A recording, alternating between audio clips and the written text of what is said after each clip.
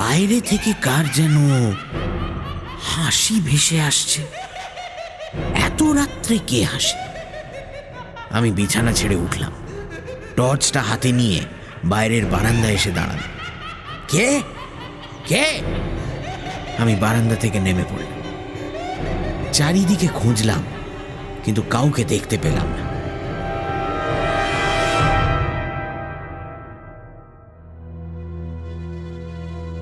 Sunday suspense ক্লাসিক্সে আজ শুনবেন মঞ্জিল সেনের লেখা কে হাসে।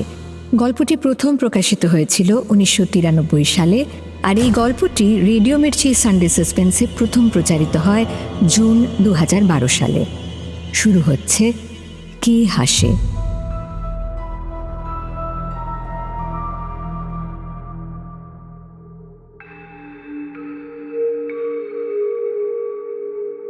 সেদিন ছিল কোজাগরী পূর্ণিমা।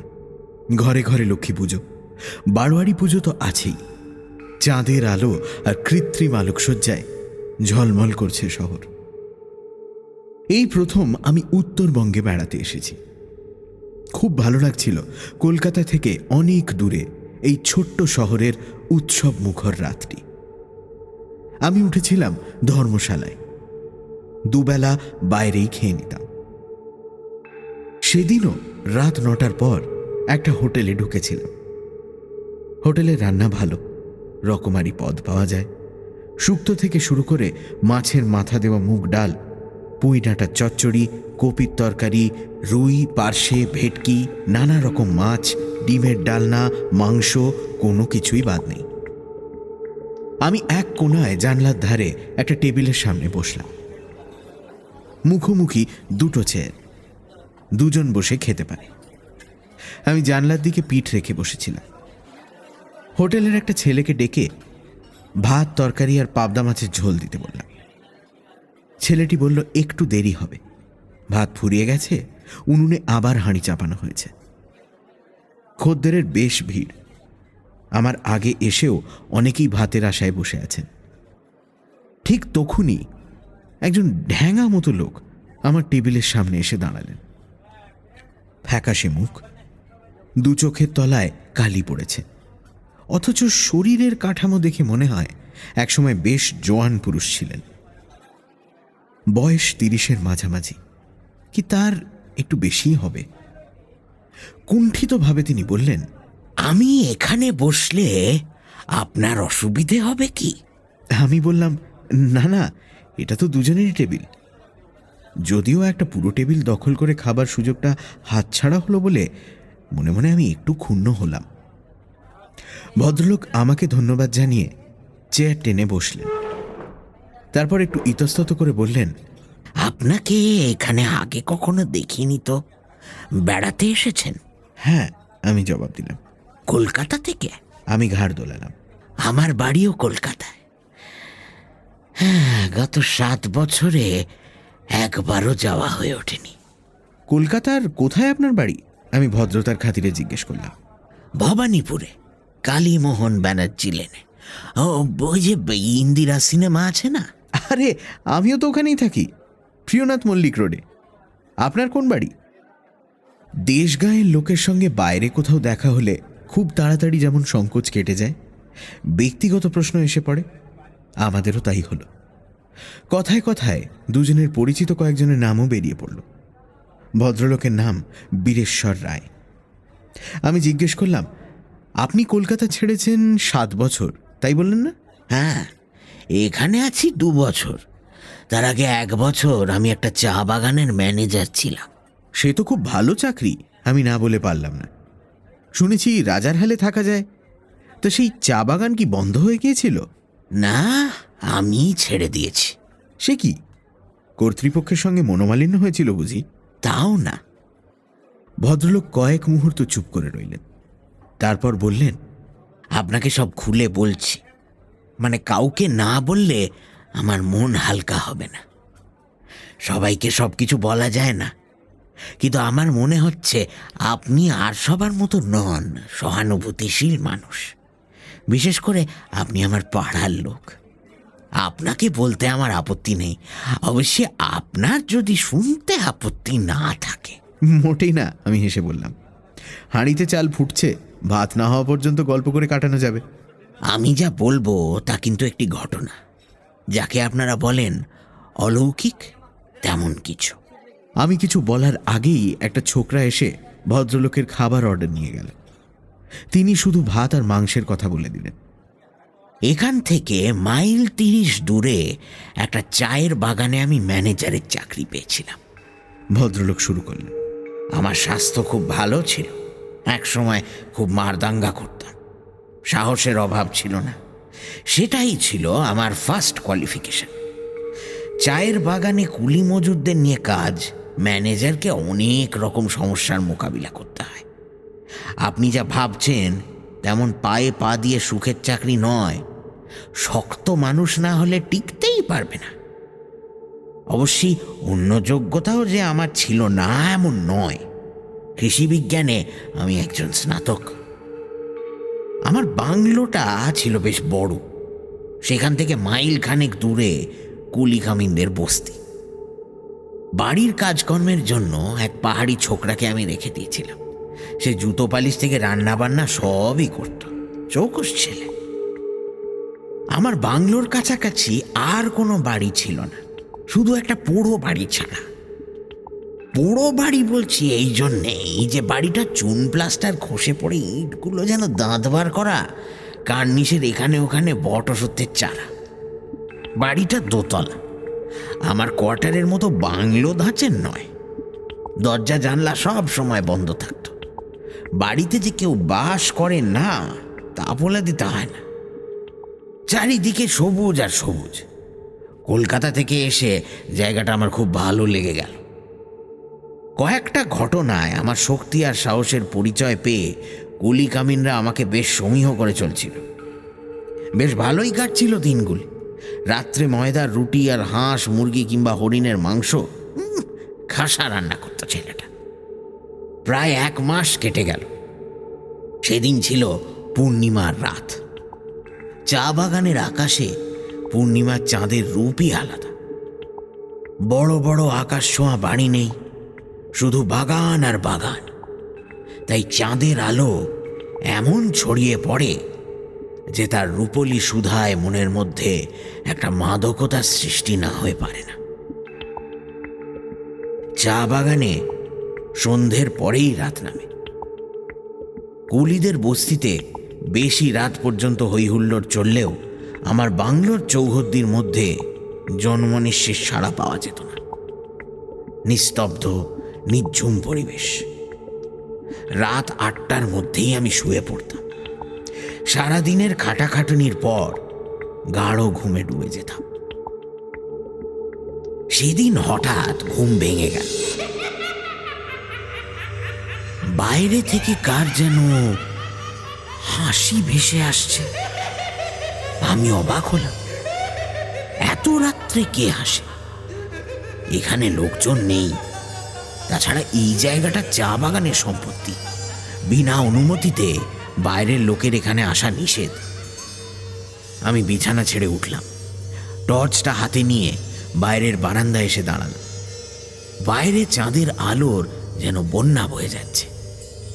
তখনই আবার সেই হাসিটা ভেসে এলো। কে কে? আমি বারান্দা থেকে নেমে পড়লাম। চারিদিকে খুঁজলাম, কিন্তু কাউকে দেখতে পেলাম না। হাসিটা যেমন হঠাৎ শুরু হয়েছিল তেমন হঠাৎই বন্ধ হয়ে গেল।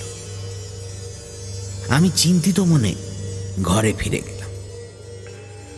ঘড়িতে দেখলাম 10:15। পরদিন আমার কাজের ছেলেটাকে জিজ্ঞেস করলাম রাত্রে সে কারো হাসি শুনেছে কিনা। সে বলল শোনেনি। আমি ভাবলাম কুলি মজুরদের কেউ হয়তো নেশা করে কাছাকাছি কোথাও এসেছিল, তার হাসি শুনেছি।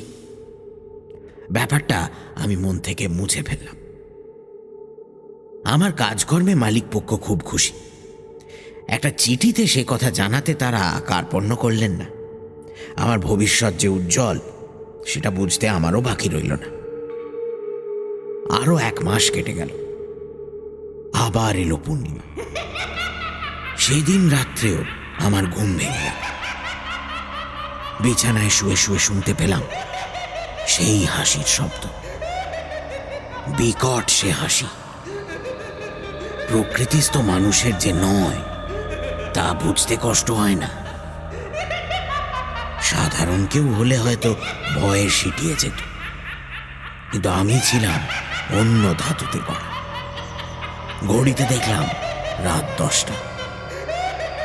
একটা মোটা লাঠি আর টর্চ নিয়ে আমি বেরিয়ে পড়লাম, কিন্তু কাউকে খুঁজে পেলাম না।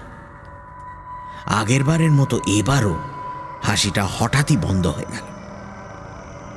ব্যাপারটার কোনো ব্যাখ্যাই আমার মাথায় এলো না। শুধু বুঝলাম পূর্ণিমার রাত ছাড়া ও হাসি শোনা যায় না। পরদিন ছোকরাকে জিজ্ঞেস করে জানলাম সে কোনো হাসির শব্দ শোনেনি। আমার কথার জবাব দেবার সময় সে অদ্ভুতভাবে আমার মুখের দিকে তাকাচ্ছিল। বুঝতে পারলাম ও মনে করছে আমার মাথায় কিছু গন্ডগোল হয়েছে, তাই ওকে আর গাঁটালাম না। পরের পূর্ণিমার রাতেও সেই একই ঘটনা ঘটল। এবার আমি কান চেপে শুয়ে রইলাম। আর কেউ ওই বিদঘুটে হাসি শুনতে পায় না কেন তা আমার বোধগম্য হলো না। একবার মনে হলো আমি কি স্নায়বিক পীড়ায় ভুগছি, কিন্তু সেই চিন্তা আমি মন থেকে উড়িয়ে দিলাম। পরের পূর্ণিমায় আমি আর শুয়ে থাকতে পারলাম না। হাসির রহস্যটা আমাকে জানতেই হবে, নইলে আমি হয়তো পাগল হয়ে যাব। সেদিন রাতে ইচ্ছে করেই আমি জেগেছিলাম, তাই হাসি শুরু হতে বিছানা ছেড়ে বেরিয়ে পড়লাম। হাসির শব্দটা যেদিক থেকে আসছিল সেদিক লক্ষ্য করে আমি ছুটলাম। হাসিটা হঠাৎ বন্ধ হয়ে গেল। ততক্ষণে আমি পৌঁছে গেছি সেই পোড়ো বাড়িটার কাছে। এবার বুঝতে পারলাম হাসিটা আসে ওই বাড়ি থেকে, কিন্তু ওটা পরিত্যক্ত। কেউ থাকে বলে শুনিনি, কাউকে চোখেও পড়েনি। তবে কি রাতে দুষ্টু লোকেরা ওখানে এসে জড়ো হয়? চোরাই কারবারিদের একটা গোপন আড্ডা? বাড়ির সব জানলা দরজা বন্ধ। সদর দরজায় বড় এক তালা। ভেতর থেকে ক্ষীণ আলোর রেখাও চোখে পড়ছে না। আমি কি করব মনস্থির করতে না পেরে ফিরে এলাম।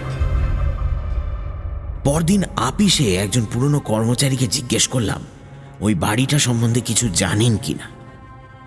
তিনি এক চমকপ্রদ ঘটনা শোনান। বছর 40 আগে ওই বাড়িতে 2 ভাই থাকত। তাদের সম্বন্ধে বিশেষ কিছু জানা যায়। লোকজনের সঙ্গে মেলামেশাও তারা করত না। ওই বাড়িটা ছিল টি এস্টেটের মালিকানার বাইরে। শোনা যায় ছোট ভাই নাকি ছিল বদ্ধ উন্মাদ। তাকে দোতলার একটা ঘরে শেকল বেঁধে রাখা হতো। তাকে দেখাশোনার জন্য একজন লোক ছিল। সেই উন্মাদ ভাই মাঝে মাঝে হিংস্র হয়ে উঠত। বিশেষ করে পূর্ণিমার রাতে বেড়ে যেত তার পাগলা। তখন তাকে চাবুক মারা হতো। চাবুক খেত আর অট্টহাসি হাসত সেই ভাই। ভয়ঙ্কর ছিল সেই হাসি। ওই ভাইয়ের জন্যই নাকি দাদা লোকালয় ছেড়ে এই নির্জন অঞ্চলে বাসা নিয়েছিল। তারপর একদিন পূর্ণিমার রাত্রে সেই উন্মাদ ভাই তাকে যে দেখাশোনা করত তাকে আক্রমণ করে। সে তখন ঘুমিয়েছিল। আচমকা আক্রমণে সে প্রথমে কাবু হয়ে পড়েছিল, কিন্তু সেও ছিল খুব বলিষ্ঠ। সেদিন রাত্রে আবার দাদা ওখানে ছিল না, দরকারি কাজে শহরে গিয়েছিল। পাগল সেই লোকটির গলা চেপে ধরেছিল। আত্মরক্ষার জন্য সেও পাগলের গলা চেপে ধরল। পরদিন সকালে দাদা ফিরে এসে দেখে দুজন দুজনের গলা টিপে মাটিতে পড়ে আছে। দুজনেই মৃত। তারপর থেকেই বাড়িটা ওভাবে পড়ে আছে। দাদা সেই যে চলে গিয়েছিল আর ফিরে আসেন। এই হলো বাড়ির ইতিহাস। পরের পূর্ণিমায় আমি শহরের এক চা ব্যবসায়ীকে নেমন্তন্ন করলাম। রাত্রে খাওয়া দাওয়া করবেন, থাকবেন। খানা পিনার আয়োজনটা আমি ভালোই করেছিলাম। ইচ্ছে করেই সেদিন দেরিতে খেতে বসলাম। খেতে খেতে গল্প করছিলাম। ভদ্রলোক গুজরাতি। কেমন করে কপর্দক্ষিণ অবস্থা থেকে বিরাট ব্যবসার মালিক হয়েছেন সেই গল্পই করছিলেন। আমি তার কথা শুনছিলাম আর হাত ঘড়ির দিকে তাকাচ্ছিলাম। মনে মনে একটা উত্তেজনা অনুভব না করে পারছিলাম না। ঠিক 10টার সময় ভেসে এলো সেই বিকট হাসি। আমি গুজরাটি ভদ্রলোকের মুখের দিকে তাকালাম। তিনি কিন্তু নির্বিকার, খাচ্ছেন আর তার জীবনী বলে যাচ্ছেন। আমি একটু উত্তেজিত হয়েই বললাম, শুনতে পাচ্ছেন? কি? ভদ্রলোক অবাক হয়ে আমার মুখের দিকে তাকাল। একটা হাসি। হাসি? আরে কার হাসি? ভদ্রলোক এদিক ওদিক তাকালেন। কই, আমি তো কারো হাসি শুনতে পাচ্ছি না। একটু কান পেতে শুনুন, আমি অসহিষ্ণু গলায় বললাম। আমি স্পষ্ট শুনতে পাচ্ছি। ভদ্রলোক ভুরু কুঁচকে মনঃসংযোগ করার চেষ্টা করলেন, তারপর গান নেড়ে বললেন, আপনি বোধহয় ভুল শুনিয়েছেন। কেউ হাসেনি, আপনার মনের ভুল। ভুল শুনছি? এইবার আমার ধৈর্যচ্যুতি ঘটল। প্রায় চিৎকার করে বললাম, প্রত্যেক পূর্ণিমার রাত্রে আমি এই হাসি শুনছি, আর আপনি আমায় বলছেন আমার মনের ভুল? ভদ্রলোক কেমন অদ্ভুত দৃষ্টিতে আমার দিকে তাকিয়ে রইলেন। আমি বুঝতে পারলাম তিনি আমার মস্তিষ্কের সুস্থতা সম্বন্ধে সন্দিহান হয়ে পড়েছেন। চোখে মুখে ভয়ের চিহ্নও ফুটে উঠেছে। বোধহয় ভাবছেন পাগলের পাল্লায় পড়েছেন। আমি অতি কষ্টে নিজেকে সংযত করে ভদ্রলোকের কাছে ক্ষমা চাইলাম। বাকি সময়টুকু আমরা চুপচাপ খেলাম। পরদিন সকালেই ভদ্রলোক বিদায় নিলেন। মনে হলো তিনি যেন পালিয়ে বাঁচলেন। জানি না ওই ভদ্রলোকের জন্যই কি না এই কথাটা চাউর হয়ে গেল যে আমার মাথায় গন্ডগোল দেখা দিয়েছে। হেড অফিস থেকেও এ ব্যাপারে একটা খোঁজ খবর করতে এলেন। তিনি অবশ্যই আমার আচরণে অস্বাভাবিক কিছু দেখলেন না, ফলে চাকরিটা রয়ে গেল। একটা কথা কিন্তু আমার কাছে পরিষ্কার হলো, আমি ছাড়া আর কেউ ওই হাসি শুনতে পায় না। পরের পূর্ণিমায় আমি ঠিক করলাম একটা হেস্তনেস্ত করতেই হবে। সেই রাতে আমি প্রস্তুত হয়েই ছিলাম। হাসি শুরু হওয়ার সঙ্গে সঙ্গেই ওই বাড়ির দিকে দৌড়লাম। আমার বাঁ হাতে 5 ব্যাটারির একটা বড় টর্চ আর ডান হাতে ছিল রিভলভার। বাড়িটার সামনে আসতেই হাসি থেমে গেল। আমি এক মুহূর্ত বোধহয় ইতস্তত করেছিলাম, তারপর সদর দরজায় এক লাথি মারলাম। পুরনো দরজা আর আমার প্রচণ্ড পদাঘাত দরজার একটা পাল্লা ভেঙে গেল। আমি ভেতরে ঢুকলাম। চারিদিকে টর্চের আলো ফেলতে লাগলাম। বহুদিন অব্যবহৃত হয়ে পড়ে থাকায় ধুলোর স্তর জমেছে মেঝের ওপর। কোণাগুলি থেকে কালো কালো ঝুল ঝুলছে। দীর্ঘকাল পরে ঘরে বাতাস ঢোকায় টর্চের আলোয় অসংখ্য ধূলিকণা উঠতে দেখলাম। তারপর হঠাৎ দোতলার একটা ঘর থেকে কেউ যেন হেসে উঠল, যেন আমাকে ব্যঙ্গ করে হাসল। আগেই বলেছি আমার ছিল দুর্জয় সাহস। এতটুকু দ্বিধা না করে আমি লাফ দিয়ে 2-3টে সিঁড়ি টপকে দোতলায় উঠলাম। তারপর যে ঘর থেকে হাসির শব্দ এসেছিল সেই ঘরের বন্ধ দরজায় এক লাথি মারলাম। দরজাটা ভেজানো ছিল, দড়াম করে খুলে গেল। আমি টর্চ জ্বালিয়ে আর রিভলভার উঁচিয়ে ঘরে ঢুকলাম। সমস্ত ব্যাপারটা যদি কোনো দুষ্টু লোক বা দলের চক্রান্ত হয়, মানুষকে ভয় দেখিয়ে ওই বাড়ি থেকে দূরে সরিয়ে রাখাই হয়ে থাকে তাদের আসল মতলব, তবে তা আমি ভেঙে দেব, এই ছিল আমার সংকল্প। কিন্তু ঘরে ঢুকে আমি তাজ্জব বনে গেলাম। ঘরে কেউ নেই, এমনকি একটা আসবাব পর্যন্ত নেই। ফাঁকা শূন্য ঘর। আমি চারিদিকে টর্চের আলো বুলোচ্ছিলাম। হঠাৎ একটা অশরীরী অনুভূতিতে আমার সর্বাঙ্গে কাঁটা দিয়ে উঠল।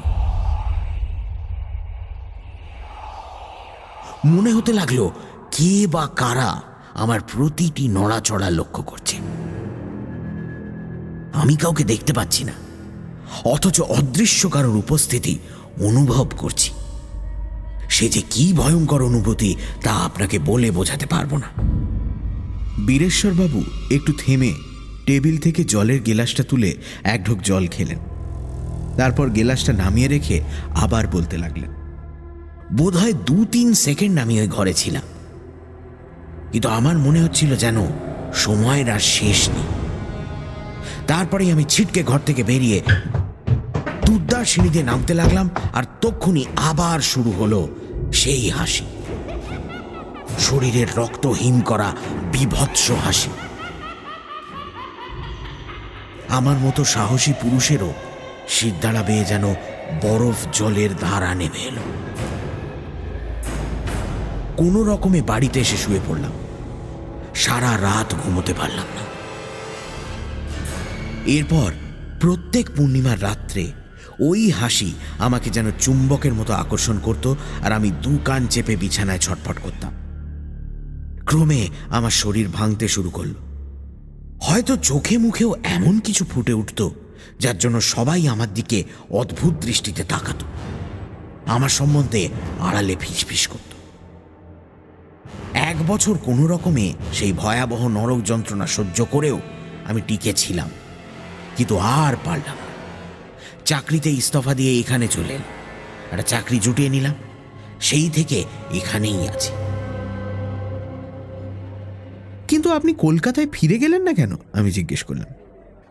আত্মীয় স্বজনের মধ্যে থাকলে আপনার শরীর ও মন দুই ভালো হতো। সেখানেই তো মুশকিল। আমার আত্মীয় স্বজনরাও যদি আমাকে পাগল ভাবে, সেটা আমি সইতে পারবো না। কিন্তু তারা কেন তা ভাববেন? আমি অবাক হয়েই বললাম।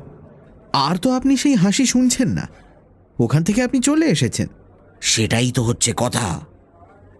এখানে এসেও আমি সেই হাসির হাত থেকে নিস্তার পাইনি। পূর্ণিমার রাত 10টায় এখানে বসেও সে হাসি আমি শুনতে পাই। পৃথিবীর যেখানেই আমি যাই না কেন, ওই হাসি আমাকে মুক্তি দেবে না। সে কি? আমি স্তম্ভিতর মতো বললাম। ভদ্রলোক জানলার দিকে মুখ করে বসেছিলেন। হঠাৎ বলে উঠলেন, ওই দেখুন, পেছন ফিরে। আমি ফিরে দেখলাম আকাশে ঝলমল করছে রূপলি থালার মতো কোজাগরি পূর্ণিমার চাঁদ। তারপরই ভদ্রলোকের ব্যাকুল কণ্ঠে আমি তার মুখের দিকে ফিরে তাকালাম। তার মুখটা ছাইয়ের মতো সাদা হয়ে গেছে। কোটর থেকে চোখ দুটো যেন ঠিকরে বেরিয়ে আসতে চাইছে। তিনি আর্ত কণ্ঠে বললেন, শুনতে পাচ্ছেন? শুনতে পাচ্ছেন সেই হাসি?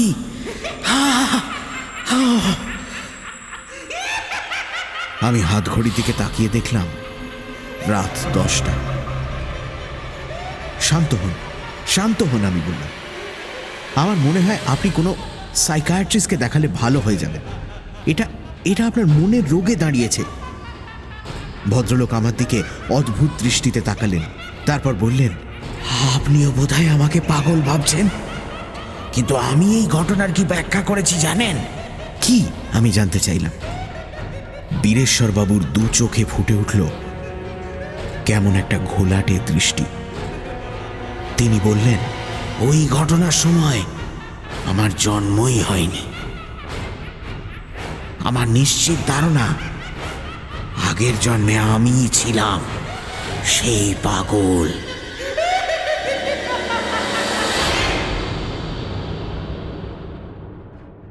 হোটেলের ছোকরা এসে আমাদের সামনে 2 থালা ভাত নামিয়ে দিয়ে গেল। গরম ভাত, ধোঁয়া উঠছে।